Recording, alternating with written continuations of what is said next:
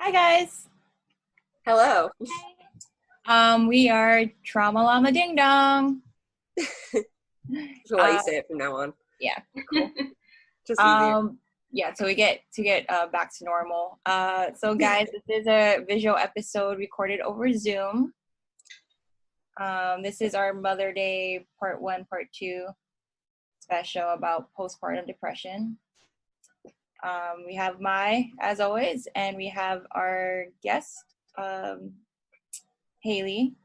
Everyone. So that's Hailey. Yeah, we're stoked to have you on. Yeah, I'm stoked to be here. Yeah. Yay. So first off, we're not mental health professionals. Just again, as a reminder, none of us are. We always use dark humor. Other than that, Mai, how did you meet Hailey? We met, was it through the 4th of July? It was. I don't even remember how I found the page, but actually I think my friend told me about it and I just joined and you sent a message to a couple of the girls and then yeah, I met you at the parade. That's right. Yeah, we were doing a 4th of July parade and I needed pinup girls. So she was like, I'm interested, I'm free. Yeah, it was a lot of fun. Yeah. And then since then we've done modeling stuff together, and group shoots and really just talking. Yeah. Yep, she's a fellow Halloween lover, so I think we all are. I believe I met you is when we did that shoot at the pool, that all girls shoot. Yes, that was oh my gosh, when was that? Was that May of last year, I believe? Was that the floats and hose one? Yeah, floats and hose. Yeah. That was so much fun. That was. Yeah. So you are a mom. Mm-hmm. I have a 3-year-old son, and I'm actually pregnant right now. Oh my God! Yeah. Congratulations! Thank you.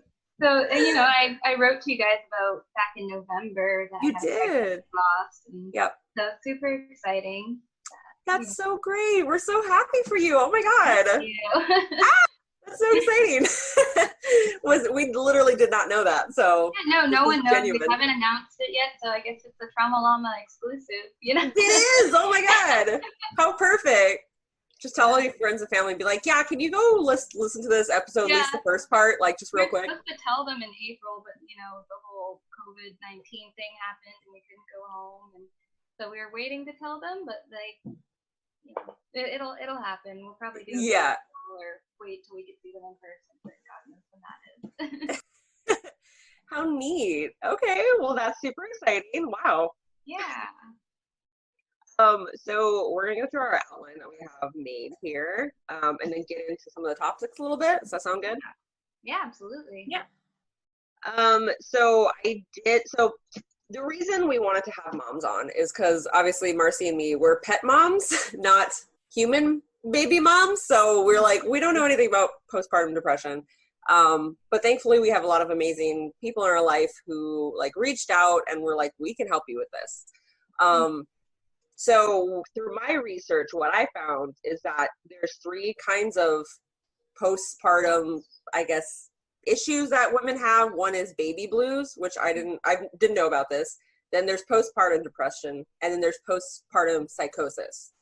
And baby blues, I was like, that's I don't know, it sounded like such a silly term to me, but they're like, yeah, this is pretty much just everybody has it, where it's a week or 2, you're just kind of getting used to it. It's because of the hormones and everything that's changing, just going back to normal. But it's super different from postpartum, which is it lasts a lot longer, it's a lot more severe, and it can also come on a lot later. It's not right after you have the baby. It could be months to maybe a year after. Yeah, it's usually within the first year. Baby blues is usually, it's 1 in 7 women will get it, whereas with postpartum depression, it's 15% of women will have it. Wow.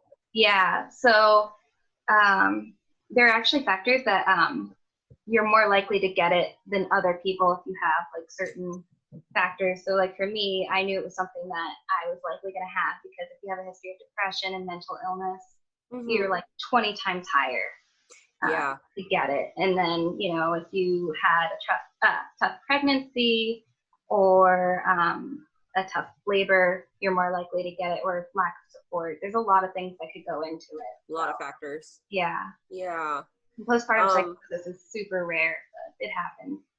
Yeah. I always wondered that if you had depression prior or like anxiety, if that like made you more likely to have it. Yeah. So. I mean, from what I've been told and from what I've read, it's postpartum depression is clinical depression. It's some people that never had depression before. You're more likely to get it after having a baby because of hormones. Babies change your brain. They change your whole body. Yeah. You know, there's a whole lot that goes into it, which is why it has its own term from clinical depression. But it's the same as clinical depression. It's just after you have a baby. Oh, wow. Okay. That makes me not want to have kids because I'm just like, I feel like I would absolutely definitely have it. It's hard. I mean, but I have to say, having my son, even though I've gone through some really tough times, he is the reason for me really pushing through and getting through a lot of it, because sometimes some people don't give themselves a reason to live or a reason to get through their depression. But when you have that kid and you have that bond, it gives you a reason to push through it. That's true. That's a really good way of looking at it. Yeah. We have a depression signs and symptoms list in case out there is listening and they don't know if maybe that they fall under this. So Marcy, do you want to read some? Yeah.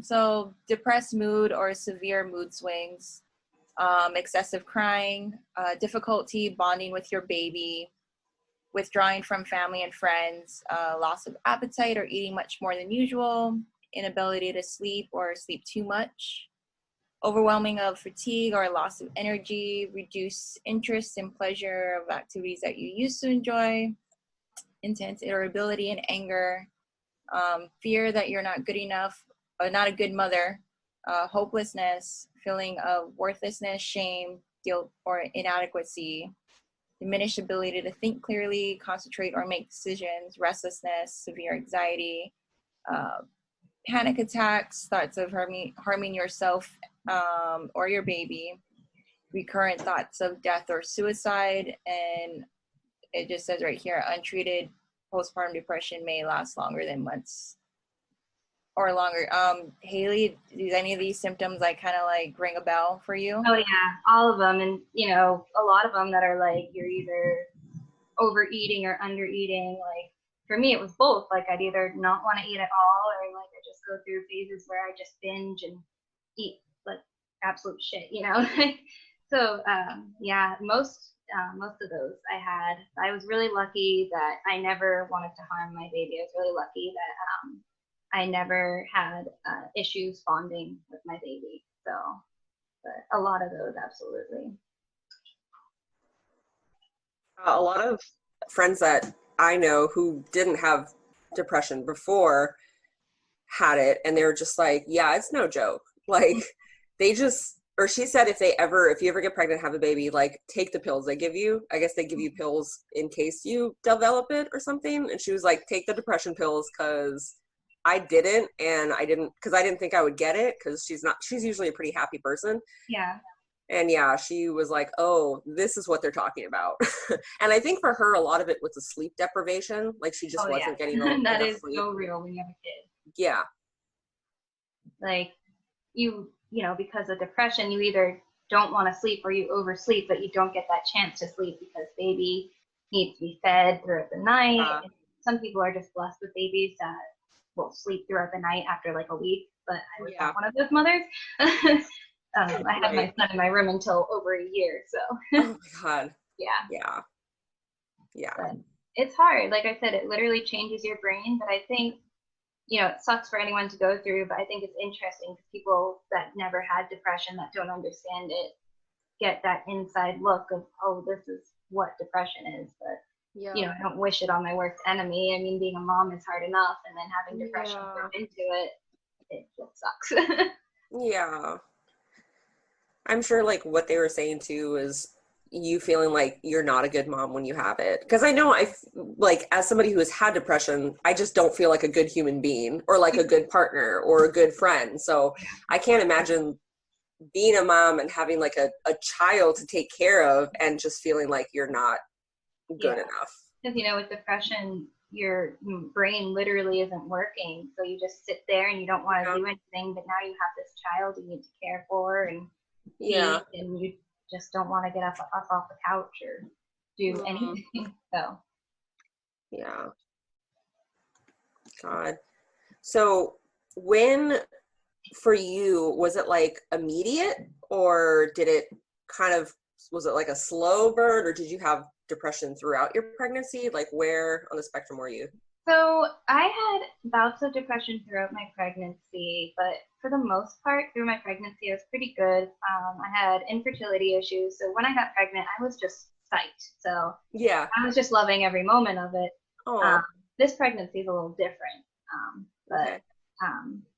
With my son, I would say it really started not long after my husband went back to work. Okay. Probably even shortly after I had my son. It was hard, you know. Being a military spouse, I live 5,000 miles away from my family, in a completely different time zone. And then plus I gave birth in December, so no one could even come out to see my son. Oh. So that was really hard. That was really depressing, and the depression just kind of got worse and worse as time went on. I tried to get into therapy, but at first I had a therapist. I just did not like her. She was very judgmental. She was very just not a good therapist. Someone in Kailua, but then I found another therapist. He's in Kailua. His name's Doug Schwartzsmith. He's amazing. Okay. But he helped me out a lot through my depression. Good. And I started to see, it was hard. I tried to get on medication, but it's hard when you breastfeed. My son was exclusively breastfed. You can't take a lot of medications while breastfeeding. Yeah. So it was just this battle up and down. I had friends, but I didn't have a lot of friends. I didn't really have a support system. You know, being military, either they move away or I just found out that these people were not people I wanted to be friends with. So it's hard. People just don't understand it, and they look at you differently when you try to explain how you feel. Yeah. You know, because some people, when you have a kid, they expect you to just be like so over the moon happy. Like, how do you have a reason to be depressed when you have a kid? Yeah.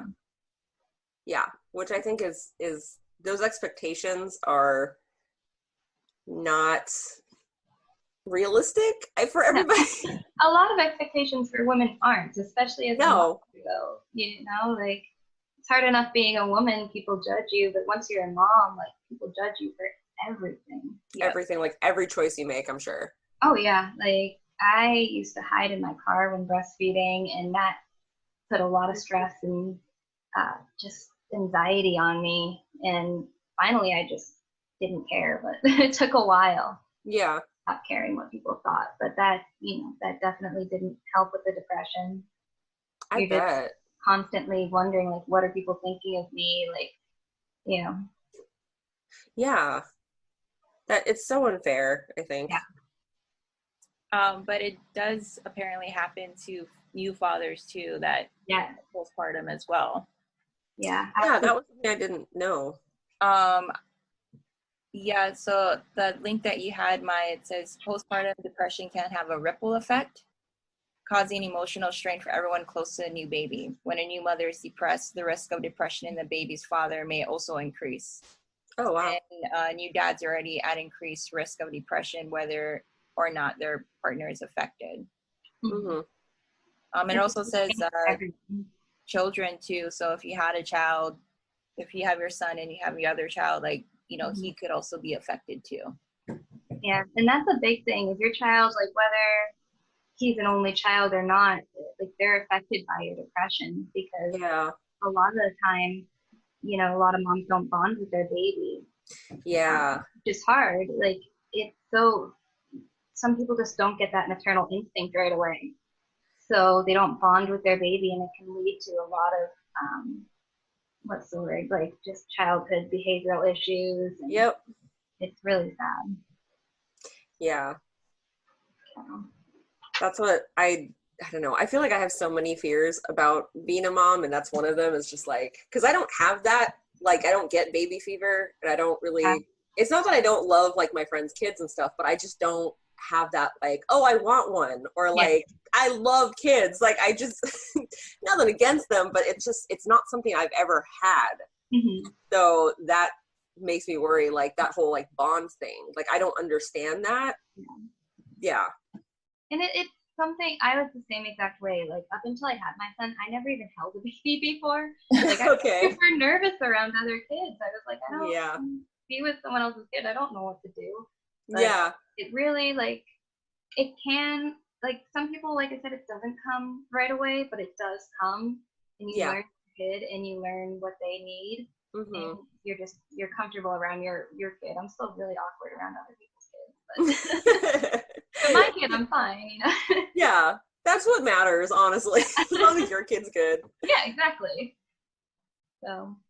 Also, side note, the fact that your therapist was like judgy towards you, like I don't understand how you can be a therapist and be judgy. Yeah, she was awful. She like, I would talk to her about stuff, and she'd like bait me into like saying these things. Like, she's like, so like, what you're saying is your friends are fat. I'm like, no, what? Like, you're a really judgmental person. You know that? I'm like, what?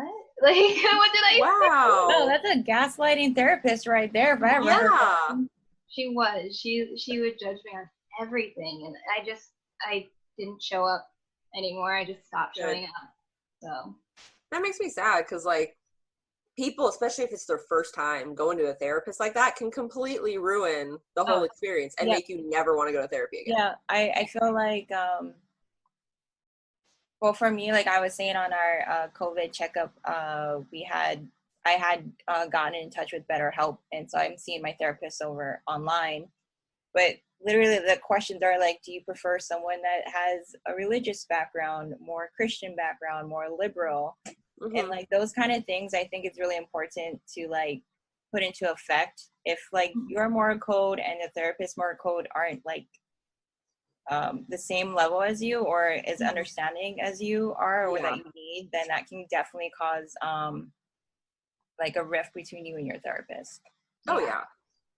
Yeah, for sure. That's why I love my therapist now. I found a great therapist out here. He was actually like a neuroscientist before he was a therapist. So he actually knows the brain, and he's really like, he's just one of the smartest therapists I've ever seen.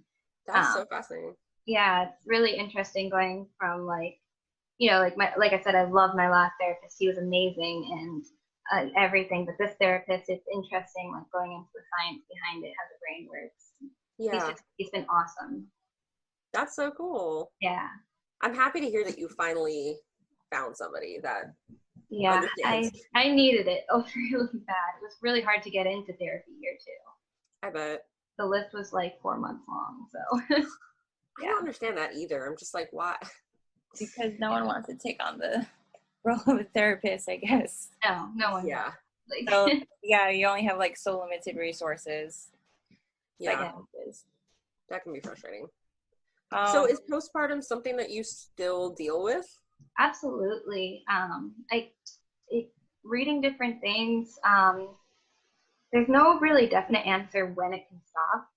Yeah. You know, I've seen things that say it can go on for a year, 2 years, 4 years. I definitely think I'm still dealing with it. And I know that it's really likely that it's going to get worse after I have this baby. Yeah.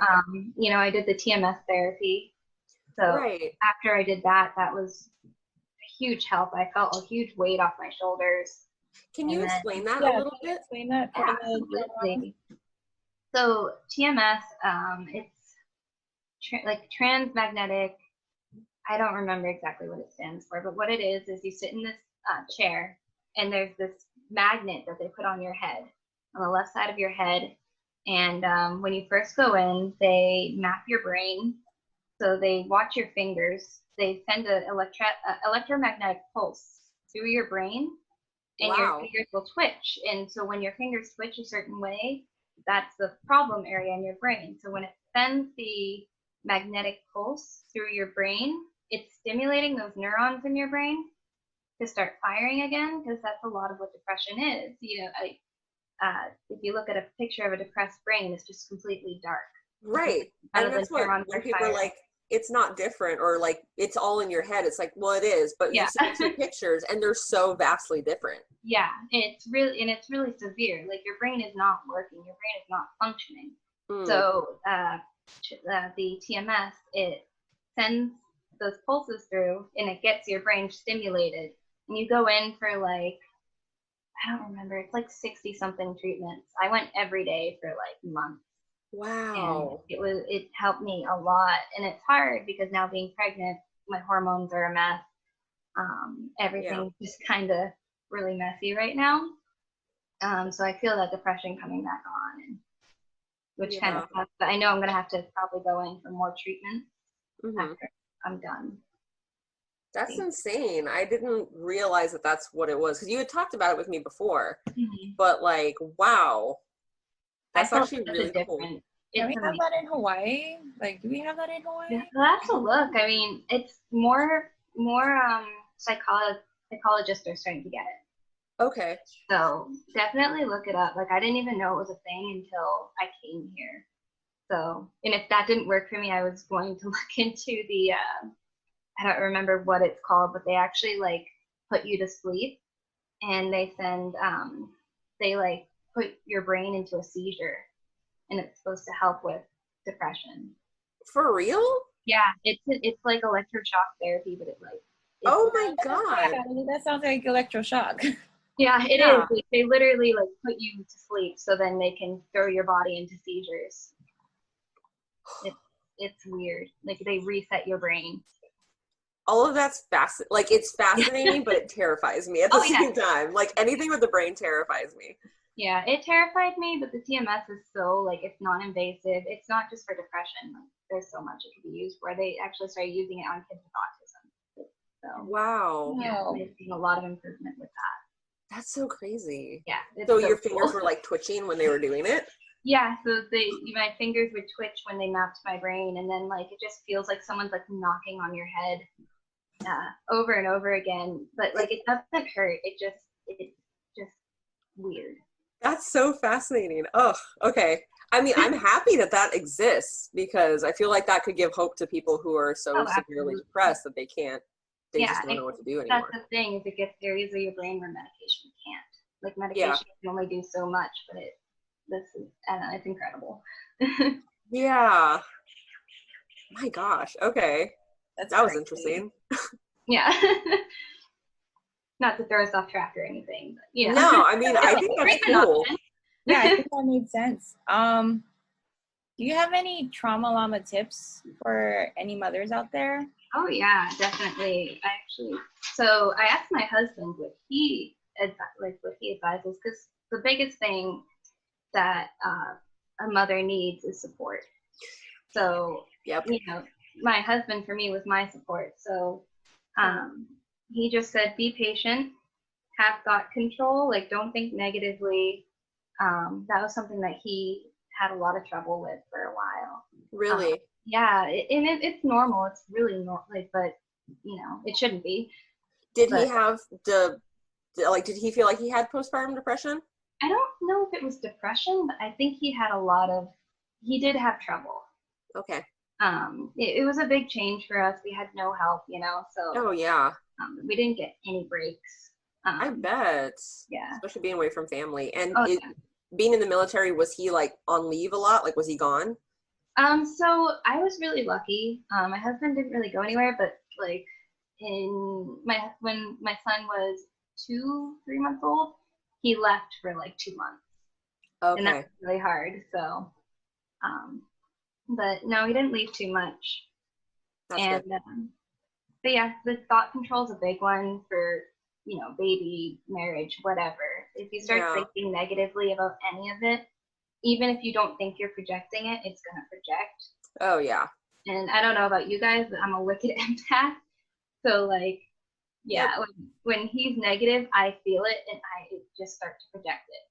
So, if he can, if your partner controls their thoughts, it makes a big difference for you. I wonder if there's a correlation between people who are empaths to having depression and anxiety. I absolutely think there is. I think there's a huge correlation. Yeah. Because Yeah. Marcy, I feel like you're an empath, right?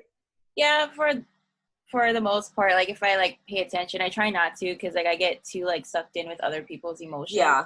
So you just kind of put up like, those walls. No, yeah, which makes me come off like very like non-responsive or cold, but it's literally like I don't want to feel it because it's gonna like affect me more than. Oh yeah. Yeah. Well, I understand that. To protect yourself too. Yeah. With me, I just take it all in, and I'll be like fine, and then someone will be not fine, and everyone will be like, "Why are you all of a sudden not fine?" I'm like, yeah. Yep. But then another tip from him would be like, help out where you can. Okay.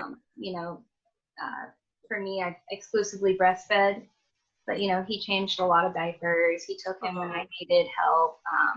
When I needed to shower, or eat my dinner, because my son was very attached to me. He wanted me and me. We didn't have a lot of friends or family around, so he never got that chance to really be passed around and be used to anyone but mom and dad. So another tip is, fuck the stigma. If you're allowed to take care of yourself. A lot of moms are afraid to do what they need to do because they're afraid that they're being selfish.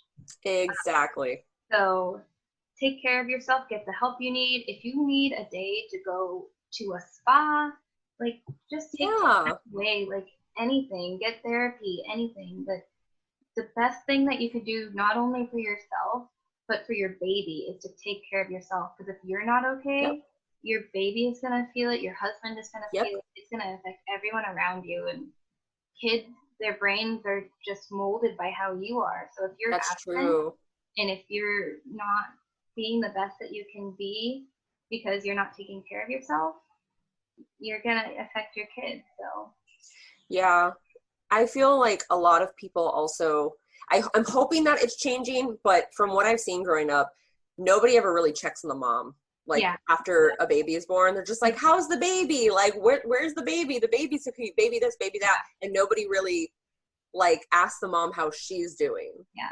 Because I think we're just expected to take it, right? A lot of people don't realize that childbirth is really hard. It took me over a year to heal. Like, I'm still not healed from childbirth almost 4 years later. But at least pain-wise, and I'm not in pain anymore, but it took over almost a year to get that pain to go away, because I didn't know that you could tear. Yeah. And I didn't know that you could get swollen to the point you feel like a man. Like, wow, I didn't know that. Yeah, I couldn't walk for days because I was so swollen and I was so torn. Yeah. I couldn't go to the bathroom. I couldn't do anything for myself. Yeah. So, it's hard. And nobody talks about that. No one does, and that's why people don't check on the mom, because I mean there are people that go through it, but they just, I don't know. Yeah. Like that's the thing I hear a lot from my friends who have had kids. They're just like, nobody told me about this stuff. Yeah. Like anybody. Like nobody prepared me. Oh yeah. Yeah. I'm really detailed with my pregnant friends. I'm like, good happen because no one told. And I feel like that's how women should be. We should let each other know, like, hey, you're going to go through this. Like, it shouldn't be some surprise all of a sudden. Like, you should be able to mentally prepare. Yeah. Another tip is, I mean, for me, anyway, I found that finding myself spiritually, like my spirituality, like really helped. And that doesn't necessarily mean religion. For me, it was, I became a Christian, but when you find yourself spiritually, you become more in tune with yourself, with those around you. Yep. So, mindfulness, meditation, prayer, any of that can really help a lot. You said your church helped a lot, right? I loved my church, and I've gone through so many religions. Like, I've been Catholic, I've been Wiccan, I've been pagan. Like, I consider myself more spiritual than religious, but through my church, I found community. And that's good. It helped a lot. Yeah, that's important. That's another tip is community. Is you need that support, you need community. And I had a very negative community around me for a while. So finding that positive community it saved me. It saved my life, honestly. Good. That makes me really happy to hear. Yeah. So yeah, just really, and anything that helps with depression, honestly, because postpartum depression is depression. So exercise can help. Don't be afraid to get on medication. Yeah. Go outside. Do what you need to do to just brighten yourself up. Yeah. Yeah. I think it is. I love the fuck the stigma.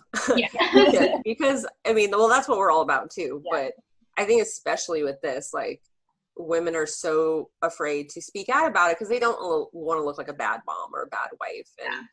And we put so much pressure on women, like you were saying, in general, but especially when you're a mom, to like be this perfect mom who can do all these things and like not feel a certain way and just be superwoman, when reality is that's not always going to be the case. Yeah, and I was really blessed to be in Hawaii with the baby because honestly, like breastfeeding there is so normal. You see it all the time. Like I never, like once I stopped caring what people thought, like I'd breastfeed openly. But when I went home, like everyone judged me. My whole family, like they're so weird about it. You know, they were very uncomfortable.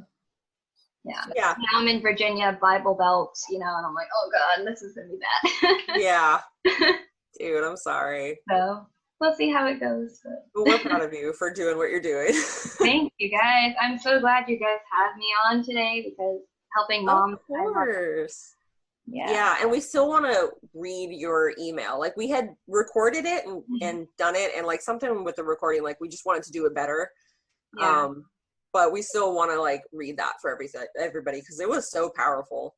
Yeah, there's so much I want to write to you guys about, like going to my therapist. Like I'm discovering so much about why things happen and why things aren't. Yeah, keep writing to us. So right? we love yeah, dude, please. Yeah. These are the things that we don't know about. So seriously, I love listening to you guys. Thank you. I'll be in the car and I'll just be like, I'll pull up, you know, what's it called? When you guys are on SoundCloud. Oh yeah. Pull up SoundCloud and just listen as I'm driving wherever. So. I love it. I'm so glad. And we are so stoked for you. How far along are you at this time? I'm 17 weeks, almost 18 weeks. So I'm almost halfway through. Oh my God. Yeah, no one knows. That is insane. That's so cool. I'm so excited for you. Well, and I'm sure that you also didn't, after, you know, you had experienced a miscarriage before, I'm sure you didn't want to jump right into like telling everybody too soon. Yeah. Well, when we were supposed to go home, I would have been 12 weeks. But yeah. Which is the safe zone, you know. But yeah. And then COVID hit, and I didn't get to tell my parents in person. Oh. So I wanted to this time, but it's not looking like it. Yeah. So. Please don't name your baby Rona or any of these. No. I was thinking quarantine, but you know. Yeah, so we're sort of close up here. Hailey, thank you so much again for having me. Coming on. Anytime, man. Yeah, please come back. Yeah, absolutely. Anytime you guys want me, I'm here. I have a lot of fucked up stories, mental health stories, you know. So that's what we love. Yeah, it's the best kind of stories. Yeah. If you are feeling suicidal or just need to talk, you can call the National Suicide Prevention Lifeline for free at 1-800-273-8255. Because we're all in quarantine as well, there is a national domestic violence hotline is also available 24/7. Yep. And their phone number is 1-800-799-7233. And then from our last few episodes ago with Casey, we've now included the Trevor Project hotline, especially geared towards the LGBT community. But if you are a young person in crisis as well, you can call them at 1-866-488-7386.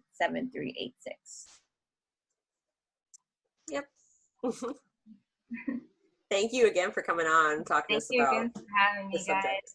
Of course, and congratulations to you and your husband and your little boy. You. Oh, do you know what it is yet, or are you keeping that a secret?